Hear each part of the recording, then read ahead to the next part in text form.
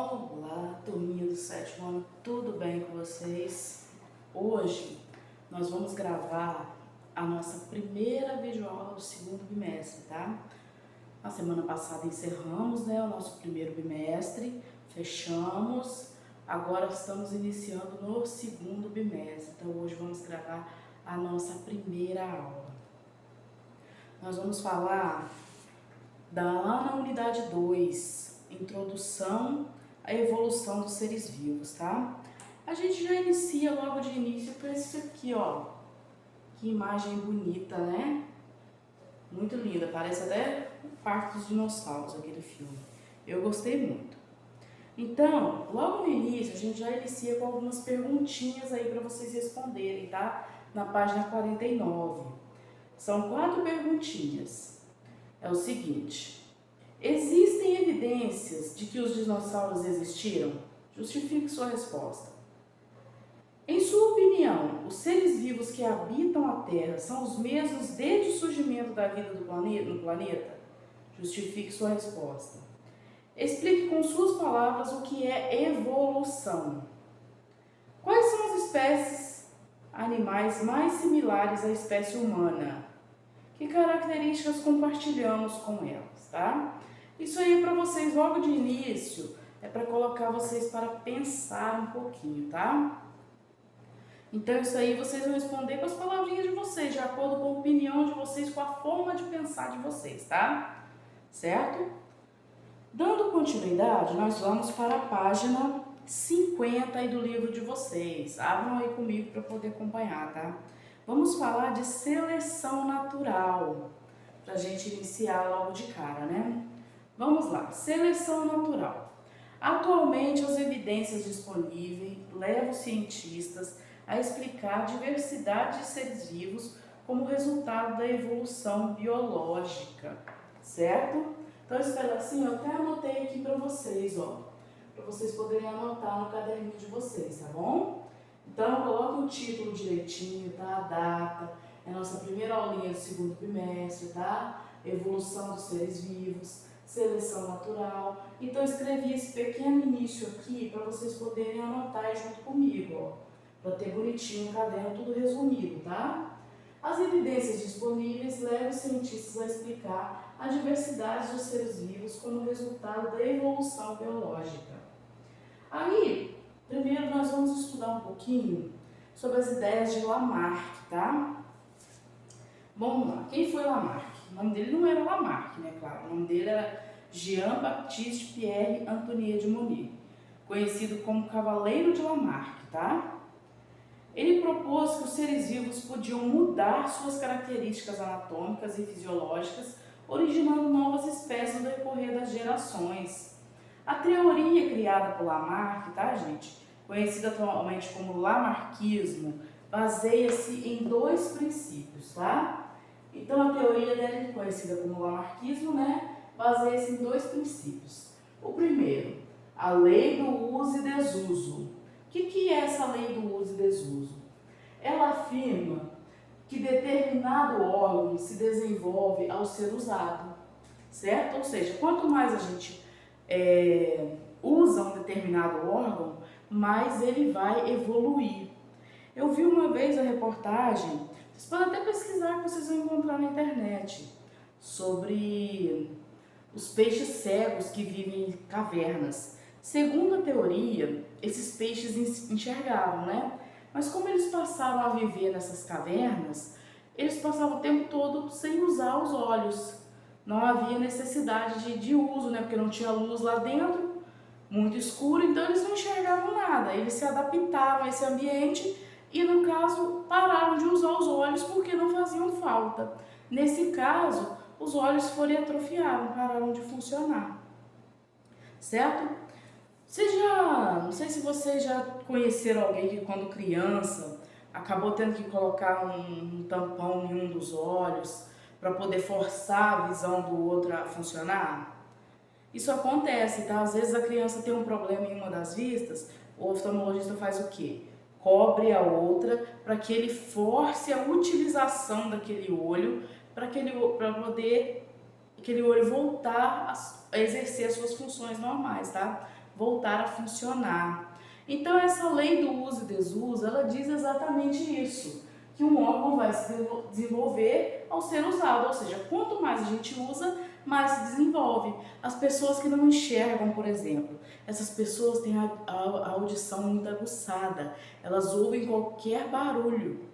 Por quê? Porque pela falta da visão, elas desenvolveram a audição muito bem, né? Certo? O outro princípio da lei da teoria de Lamarck é o seguinte: a lei de transmissão de caracteres adquiridos declara que as características adquiridas por um indivíduo, por uso e desuso, são transmitidos aos seus descendentes. Bom, esse princípio aí, ele já foi meio que descartado, né? Então, atualmente, as ideias de Lamarck, gente, elas já não são assim aceitas em sua totalidade, né? Por quê? Por exemplo, um cara que malha, que é forte, que vai na academia todos os dias, tem muito músculo, significa que o filho dele vai nascer com muito músculo? O que acontece? A lei do uso e desuso, ó. Ele usou muito a musculatura dele, fez muito exercício, fez muita força, a musculatura se desenvolveu. Mas isso não significa que o filho dele vai nascer também fortão, não imagina? Um bebezinho nascer musculoso, bombadão. Imagina? Como que seria? Então, por isso que as ideias de Lamarck hoje em dia não são aceitas em sua totalidade, Mas contribuiu para o desenvolvimento da ciência, certo? Em certa parte dá para aceitar algumas coisas, outras partes já não são mais tão aceitas, certinho? Vamos falar agora as contribuições de Darwin, e o Wallace. Darwin é um naturalista inglês, tá, gente? O nome dele é Charles Darwin, Que coletou dados diversos durante a viagem a bordo do navio Beagle, iniciado em 1831. Então, em 1831 que ele começou essa viagem, dando a volta ao mundo e coletando espécies de plantas, de animais, para poder estudar, tá? Então, durante essa viagem, que iniciou em 1831, ele visitou vários locais. Um desses locais foi o Brasil, inclusive Macaé, tá? Para quem não sabe, Darwin passou aqui por Macaé. Ele passou pela América Latina, na verdade, porque ele queria estudar o comportamento das tartarugas, da Ilha Galápagos e tudo mais, que hoje em dia fazem parte do Equador, Então, lembra que outro dia eu mandei até no grupo que era para assistir o Globo Repórter, que estava passando uma reportagem muito legal sobre as espécies de animais que vivem na Ilha Galápagos, que eu mandei lá para vocês, mas só Cauã que me respondeu e disse que estava assistindo, no momento lá. Cauã na hora me mandou mensagem e falou: eu estou assistindo. Eu falei: ai, que bom. Então, para a nossa próxima aula, você já vai estar por dentro do assunto. Então, ele veio para estudar, mas nessas viagens dele, ele acabou passando por Macaé, Inclusive, em alguns locais de Macaé tem uma plaquinha escrita assim, ó. Ali perto da prefeitura tem uma plaquinha mesmo, onde está escrito Caminhos de Darwin, tá? Significa que Darwin passou por ali, certo? Então, mas aí Darwin, de volta à Inglaterra, dedicou mais de 2 décadas ao intenso estudo do material que ele coletou, Como aves, lagartos, besouros, plantas e até fósseis. Pesquisando esse material, começou a levantar informações científicas e elaborar uma teoria que explicasse, olha lá, ó, ele tentava elaborar uma teoria que explicasse, gente, a origem da vida, tá? Ou seja, ele tentava elaborar uma teoria que explicasse a origem da diversidade dos seres vivos na Terra. Como que a Terra é tão rica e tem tantas espécies de animais de diversos tipos, Então, uma das teorias que Darwin, ao longo do tempo, depois que ele conheceu um outro naturalista inglês chamado Alfred Russel Wallace, que é o Wallace, que eu citei ali atrás, ele Ele viu que as ideias desse cara, desse Wallace, eram muito parecidas com a dele. Aí nisso eles elaboraram, né? Com isso daí ele elaborou a teoria da seleção natural. O que é a seleção natural? A ideia de seleção natural foi denominada darwinismo, tá? Porque foi Darwin que teve essa ideia da seleção natural, né? Os indivíduos de uma mesma população não são idênticos entre si, o que é conhecido como variabilidade. O que acontece, gente? O que é essa seleção natural? É simplesmente o ambiente selecionar aqueles que são mais fortes e mais adaptados. Ou seja, se você é adaptado, se um ser vivo é adaptado ao ambiente, se ele adquiriu resistência ali, então ele se adaptou àquele ambiente. Então as chances dele sobreviver são muito maiores do que dos indivíduos mais fracos, tá? Quem quiser saber mais um pouquinho sobre a viagem de Darwin, né? Basta acessar esse site que está aí no finalzinho da página 51, embaixo aí, ó, onde está escrito entrando na rede. Acesse esse site aí que vocês vão ter um pouquinho mais de informação sobre essas viagens, a viagem de Darwin ao redor do mundo, né? Aí, vamos lá. Na página 52, nós vamos falar sobre seleção natural, né? Que é o que a gente acabou de fazer aqui. Então, de acordo com a teoria de Darwin e de Wallace, né, as modificações das populações das espécies vivas dependem da seleção natural.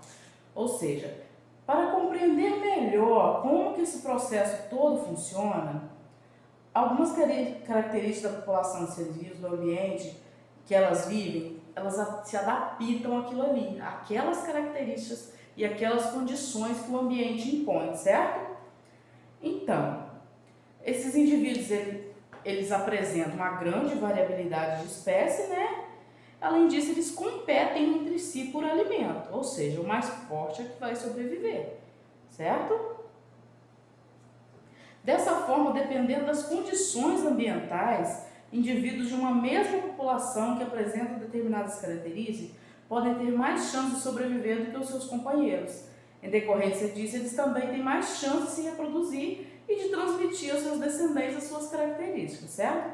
Um exemplo bacana que a gente tem aí na página 52, ó, são besouros que estão aí num monte de folha seca. Nesse monte de folhas secas eu tenho besouros da cor mais alaranjada, né? E besouros verdes. Aí a migração de aves insetívoras, ou seja, aves que se alimentam de insetos, para essa região é uma ameaça para esses besouros. Aí estão no meio de um monte de folhas secas de cor meio alaranjada. Aí eu tenho os besouros ali nessas folhas secas que são verdes e besouros que são alaranjados. Qual você acha que vai sobreviver? Qual que tem mais chance de sobreviver já que essas aves foram para lá? Os besouros de cor mais escura, né? Eles vão sobreviver. Aqueles que estão mais parecidos com a cor das folhas secas caídas no chão. O de cor verde, facilmente eles vão ser vistos pelas aves. Então, as aves vão lá e vão comer aqueles que elas estão vendo. E os outros, que são marronzinhos, meio alaranjados, quase da cor da folha, vão ali sobreviver, né? Isso aí é uma espécie de proteção para eles, tá? Aí nessa página 52, nós temos 3 perguntinhas para vocês responderem, tá bom? Explique o papel do ambiente na evolução dos organismos segundo o Lamarckismo e segundo o Darwinismo. Então, vocês vão explicar segundo a teoria de Lamarck e segundo a teoria de Darwin, tá? Com base no exemplo de Darwin e Wallace, é possível afirmar que a ciência e as grandes descobertas dependem do trabalho de um único cientista ou de um grupo de pesquisadores? Justifique. Certo? A gente mesmo acabou de ver aqui, né, que para Darwin chegar a essa conclusão da seleção natural, ele precisou da ajuda do Wallace. Quando o Wallace apresentou as teorias dele, Darwin foi lá e viu que as teorias dele, que ele estava estudando há anos, eram muito parecidas com as que o amigo acabava de apresentar. Então, o que ele fez? Se juntou com esse amigo e montaram uma única teoria, certo? Então, isso aí já ajuda vocês a responderem ao número 2, hein? Elabora um exemplo hipotético de seleção natural. Explique de que modo ela ocorreria nesse caso. Aí é vocês, tá? Explica aí dê um exemplo, uma hipótese, não precisa ser real, tá, gente? Pode ser simplesmente uma hipótese de seleção natural, onde o ambiente selecionou o mais forte, certo? Agora nós vamos falar de adaptação, tá? Vamos lá. Aí vamos entrar no tema 2, né, na página 53. A adaptação e a evolução biológica. Ao longo de gerações, o ambiente, por meio de processo de seleção natural, tende a selecionar as características que conferem vantagem aos indivíduos.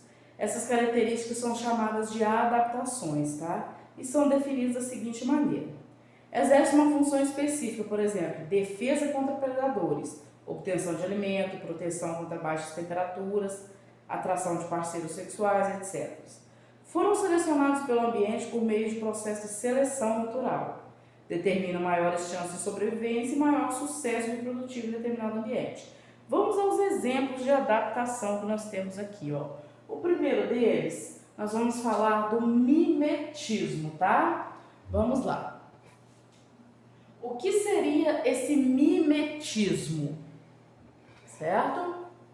Mimetismo. Uma espécie exibe uma característica muito similar à de outra espécie, o que lhe garante vantagem, como proteção contra predadores, certo? Vamos aí ao exemplo de uma... Vocês já ouviram falar que existem a coral verdadeira e a coral falsa? Coral é uma cobra, tá, gente? Então existe uma verdadeira e uma falsa. Essa coral falsa, o veneno ela não contém, o veneno dela não é perigoso, não é letal, né? Como da coral verdadeira. Da coral verdadeira o veneno é letal, mas da coral falsa não é. Mas aí que vantagens essa coral falsa tira em relação à coral verdadeira? A vantagem é que ela vai se usar, que ela tem as mesmas cores da verdadeira, né? E isso vai afastar os predadores dela, certo? Ou seja, ela tem, isso aí na verdade é um mimetismo, ó. Ela tem uma característica muito similar a outra espécie. E isso garante para ela essa segurança de que os predadores não vão atacá-la porque ela é parecida com a coral verdadeira e eles vão ter medo, certo? Aí outra é a camuflagem. Uma espécie é capaz de imitar o aspecto do ambiente, fazendo com que não seja notada por seus predadores ou presas. Olha aí no livro de vocês, ó. Só para vocês terem uma ideia. Aqui tem um polvo, né? O polvo ele está camuflado no meio dos corais. Então a presa, né? O predador que passar aqui rapidamente não vai conseguir perceber a existência desse polvo aqui. Por quê? Ele está camuflado. E aí as presas, por outro lado, também as presas vão se aproximar e o polvo vai conseguir se alimentar também sem ser visto, né? Sem ser percebido aí, certo? Então, essas são os dois exemplos de adaptação, tá, gente? O mimetismo e a camuflagem. Isso de adaptação animal, né? Aí vamos lá, falando mais um pouquinho de adaptação animal. Vamos lá. As adaptações de animais às condições ambientais. Por exemplo, a temperatura e a disponibilidade de água são exemplos de condições ambientais para os quais os seres vivos apresentam diversas adaptações, certo? Por exemplo, gente, em temperaturas muito quentes, por exemplo, no deserto, o que vai acontecer? A disponibilidade de água é muito pouca e o calor, o sol é muito quente. Então, os animais que vivem no deserto, a maioria deles possui hábitos noturnos, ou seja, só vão sair para caçar, para se alimentar durante a noite, quando está mais fresco, né? Certo? E em ambientes muito frios também, os animais costumam ter uma pelagem muito grossa ou uma camada de gordura muito espessa sobre a pele, o que vai garantir que ele mantenha a temperatura dele interna, né, mais alta que a temperatura do ambiente. E outra coisa também que faz os animais se adaptarem a locais quentes, no caso, seria o suor. Nós mesmos, quando não tá no verão, tá muito calor, a gente não sua muito. Ou seja, a nossa pele não elimina esse água pelos poros, né? Isso faz com que o quê? Isso faz com que regule a nossa temperatura corporal. Porque com a evaporação do suor, dá uma abaixada na temperatura do corpo, né? Isso aí também é uma forma de adaptação, a gente sobreviver ao ambiente, tá? Outra característica também de adaptação, gente, é a hibernação. Ou seja, tem alguns animais, quando chega no inverno, eles vão dormir durante longos meses, para poder não precisar sobreviver ali no frio, né? Então, o corpo deles está adaptado para entrar em sono profundo durante esses longos meses aí e ficar. Outra também é a migração.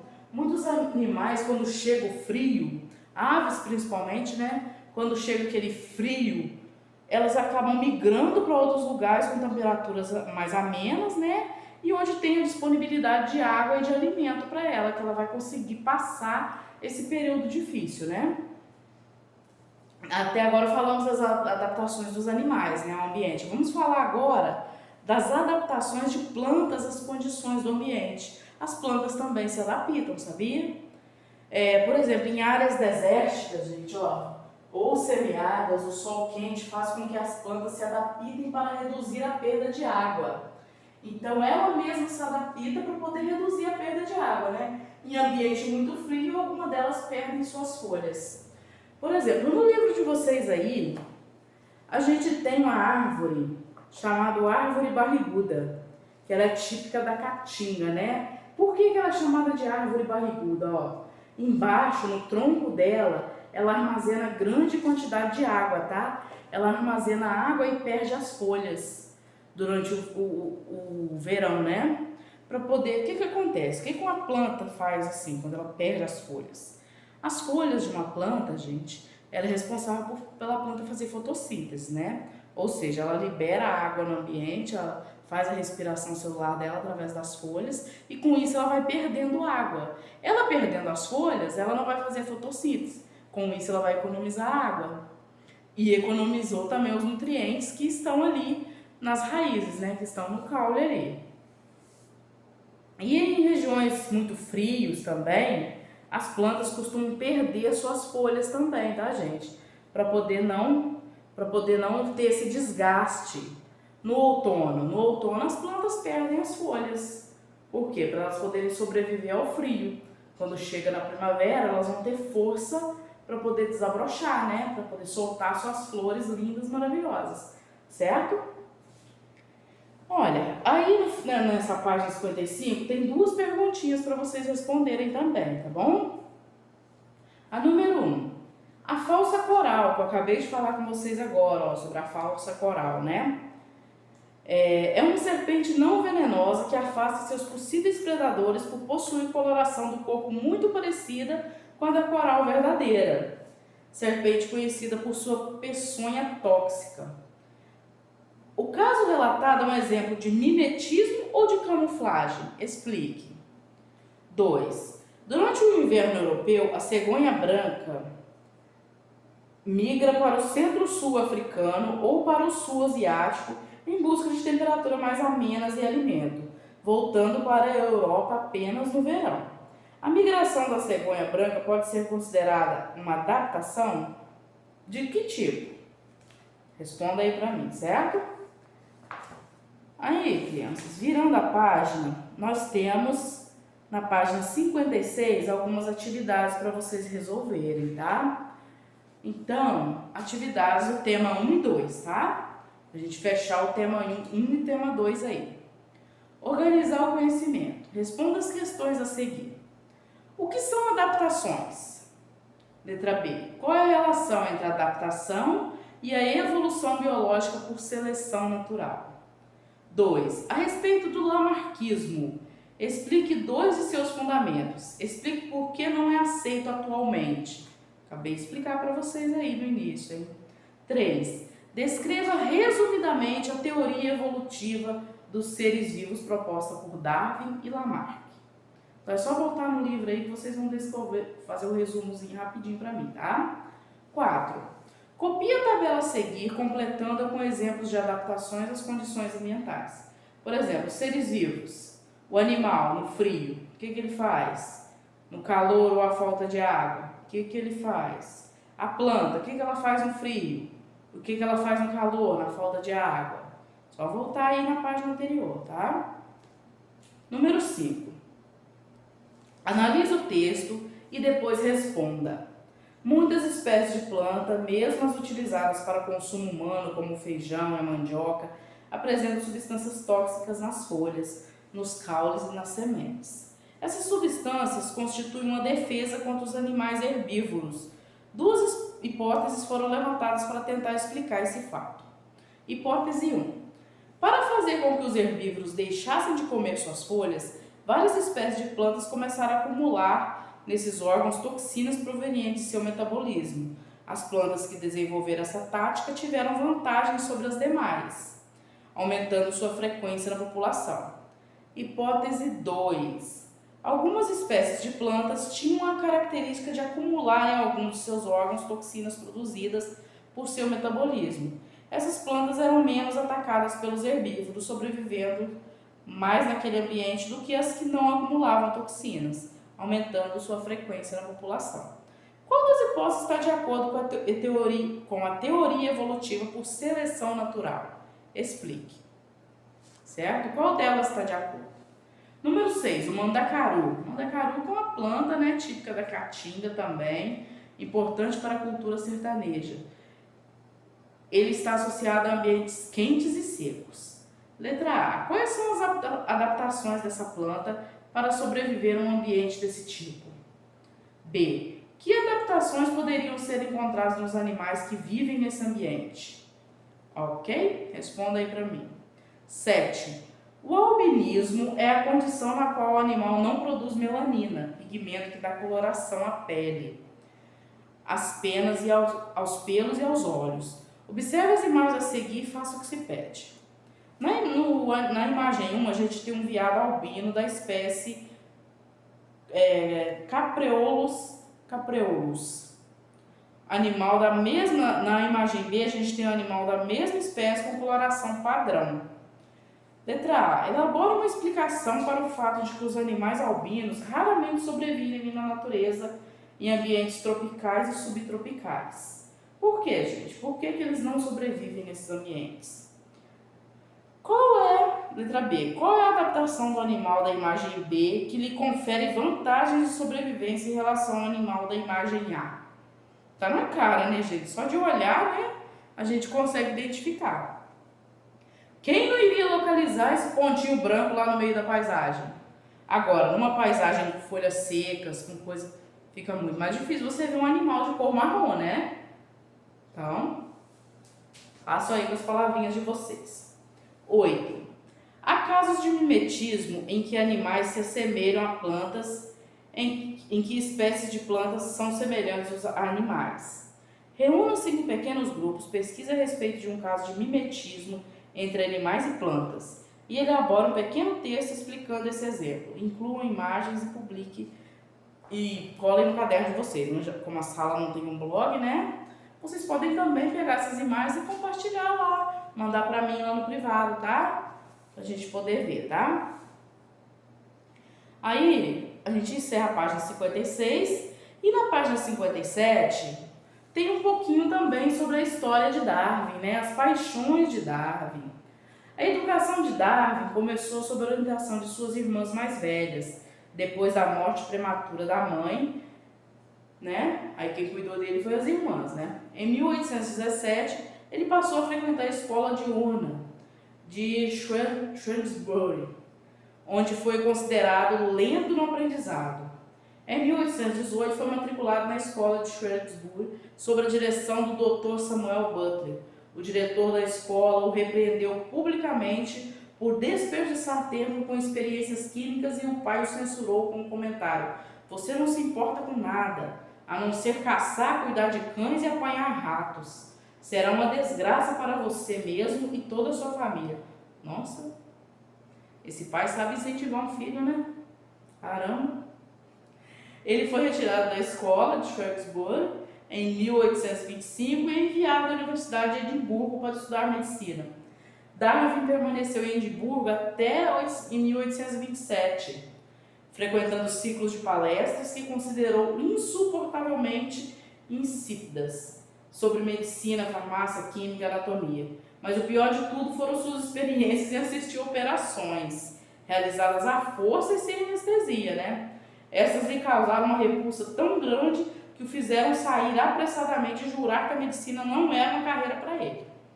Então ele fugiu da escola de medicina, né, gente? Que ele não tinha estômago para poder ver aquilo. As principais vantagens que obteve de sua estada em Edimburgo foram uma amizade com o zoólogo Robert Grant, que aceitava os ensinamentos de Lamarck sobre a evolução, as excursões geológicas de Robert Jameson e as expedições ao estuário de Forte para coletar animais marinhos.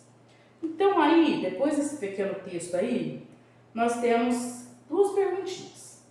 De que maneira os interesses pessoais de Darwin foram importantes para suas pesquisas e suas descobertas? 2. Discuta com os colegas as seguintes questões. Como os interesses e os pontos de vista de um cientista podem influenciar o trabalho que ele realiza? Em quais aspectos essa influência pode ser positiva? Em quais aspectos essa influência pode ser negativa? Bom, então por aqui a gente encerra, né, o tema 1 e 2 da unidade 2. Próxima aula